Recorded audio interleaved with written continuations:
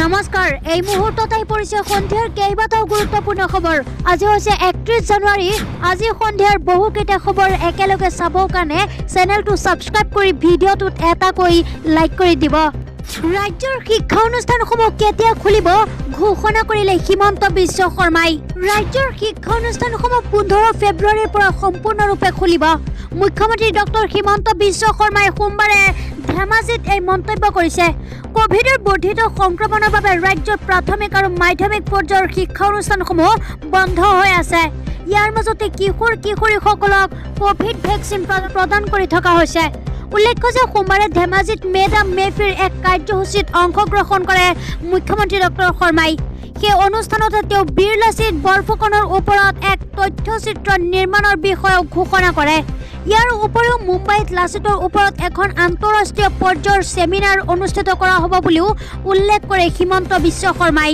পৰৱৰ্তী খবৰটো হৈছে ৰাজ্যত এনকাউণ্টাৰ হোৱা নাই পুলিচৰ একশ্যন চলিছে এই মন্তব্য ডিজিপি ভাস্কৰ জ্যোতি মহন্তৰ ৰাজ্যত এনকাউণ্টাৰ হোৱা নাই ৰাজ্যত পুলিচৰ একশ্যনহে হৈছে এই মন্তব্য কৰিছে ৰাজ্যৰ আৰক্ষী সঞ্চালক প্ৰধান ভাস্কৰ জ্যোতি মহন্তৰ অসমত শেহতীয়াকৈ ধাৰাবাহিকভাৱে আৰক্ষীৰ গুলী চলিছে অপৰাধ নিয়ন্ত্ৰণৰ নামত আৰক্ষীয়ে ৰাজ্যৰ প্ৰতিখন জিলাতে গুলী চালনাৰ ঘটনা সংঘটিত হৈছে আৰক্ষীৰ গুলীত বহু অভিযুক্তৰ মৃত্যু হোৱাৰ উপৰিও শতাধিক লোক আহত হৈছে ধাৰাবাহিকভাৱে আৰক্ষীয়ে অপৰাধীলৈ লক্ষ্য কৰি গুলী চালনা কৰাৰ এই ঘটনা সমালোচিত হৈছে ভুৱা এনকাউণ্টাৰৰ বিৰুদ্ধে উচ্চ ন্যায়ালয়ত চলি আছে শুনানি এনে পৰিস্থিতিত আৰক্ষীৰ সঞ্চালক প্ৰধানগৰাকীৰ এই মন্তব্যই এতিয়া নতুন বিতৰ্কৰ সূচনা কৰাৰ সম্ভাৱনাই দেখা দিছে পৰৱৰ্তী খবৰটো আহি পৰিছে মুখ্যমন্ত্ৰী ডাঙৰীয়া আমাক ৰক্ষা কৰক নগৰ অসমীয়া কৃষকৰ কাটৰ আহ্বান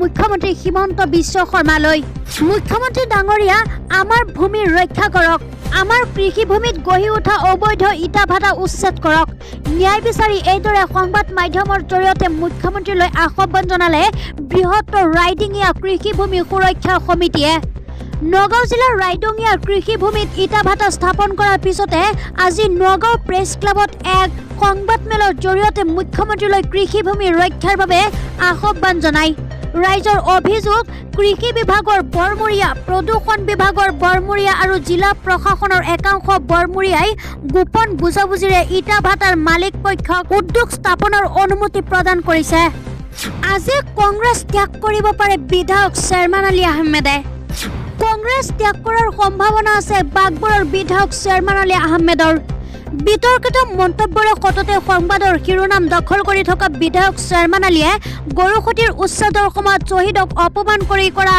মন্তব্যৰে বিতৰ্কৰ সূচনা কৰিছিল আৰু পৰৱৰ্তী সময়ত জেললৈ যাবলগীয়াও হৈছিল পৰৱৰ্তী সময়ত বিধায়ক পুঁজিৰ ধন আত্মসাৎ কৰাৰ অভিযুক্ত হৈছিল এইগৰাকী বিতৰ্কিত বিধায়ক নিজৰ বিতৰ্কিত মন্তব্যৰে সততে সংবাদৰ শিৰোনাম দখল কৰাৰ লগতে কংগ্ৰেছ দলক বিপদত পেলাই অহা শেৰমান আলী আহমেদক কংগ্ৰেছৰ সভাপতি ভূপেন বৰাই কাৰণ দৰ্শোৱাৰ জাননী প্ৰেৰণ কৰিছিল এই জাননীৰ উত্তৰ প্ৰদানৰ বাবে অন্তিম সময় আছিল 31 জানুৱাৰী 2022 কিন্তু বিতৰ্কিত বিধায়কগৰাকীয়ে নিজৰ স্থিতিত অটল আছে বিশেষ সূত্ৰে জানিব পৰা মতে বিতৰ্কিত বিধায়কগৰাকীয়ে কংগ্ৰেছ ত্যাগ কৰিব অৱশ্যে ৰাজ্যসভাৰ নিৰ্বাচনৰ পূৰ্বে নিজৰ শক্তি হ্ৰাস হ'ব পৰাকৈ কোনো কঠোৰ সিদ্ধান্ত কংগ্ৰেছ সভাপতি ভূপেন বৰাই গ্ৰহণ নকৰিব পাৰে বুলিও এক চৰ্চা চলিছে আন এটা খবৰ আহি পৰিছে ব্ৰিটেইন ভাৰত সম্পৰ্কৰ বিশেষ অনুষ্ঠানলৈ প্ৰধানমন্ত্ৰী মোদীয়ে নিমন্ত্ৰণ জনালে শাস্ত্ৰীয় নৃত্যশিল্পী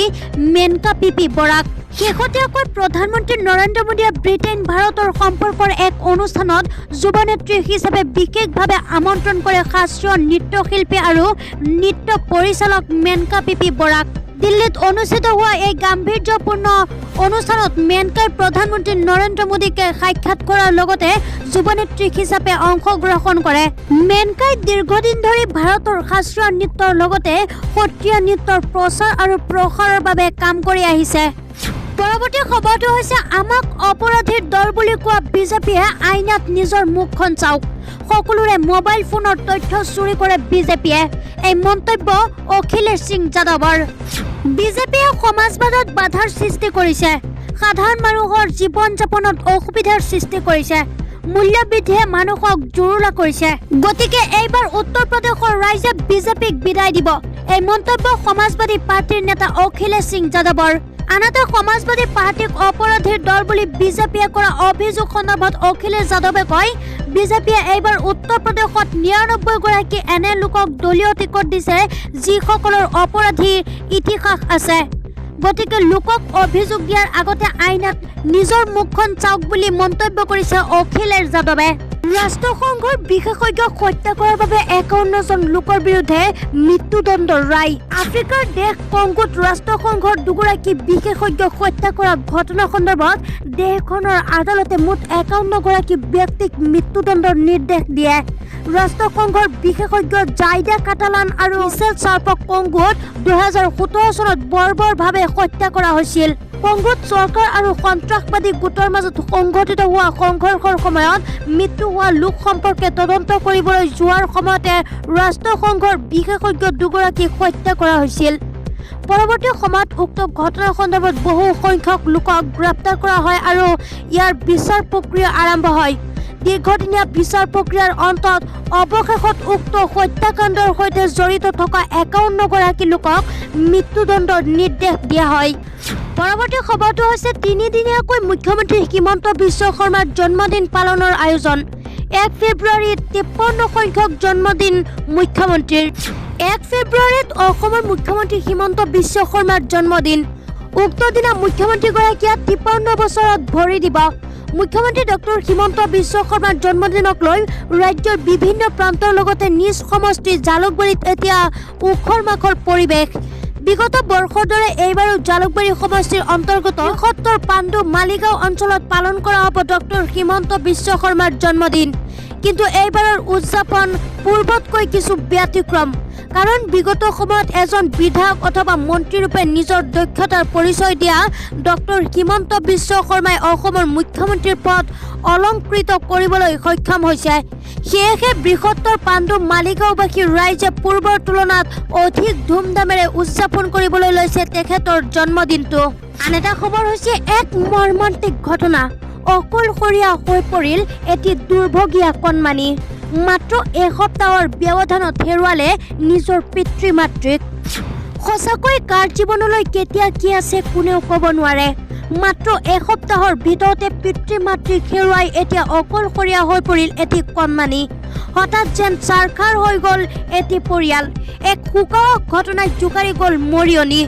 এসপ্তাহৰ ব্যৱধানত মৃত্যুক সাৱটিলে দুই স্বামী স্ত্ৰীয়ে। যোৱা ২৩ জানুৱাৰীত মৃত্যু হৈছিল মৰিয়নিৰ নক্সাৰীৰ গৱেষক ডক্টৰ জিন্তু হাজৰিকা। জিন্তু হাজৰিকাই ইহ সংসাৰত এৰি থৈ গৈছিল তেওঁৰ পত্নী আৰু একমাত্ৰ পুত্ৰক। কিন্তু মাত্ৰ এসপ্তাহৰ ব্যৱধানতে আকস্মিকভাৱে মৃত্যুক সাৱটি লৈ জিন্তু হাজৰিকাৰ পত্নী মৌচুমী গগৈয়ে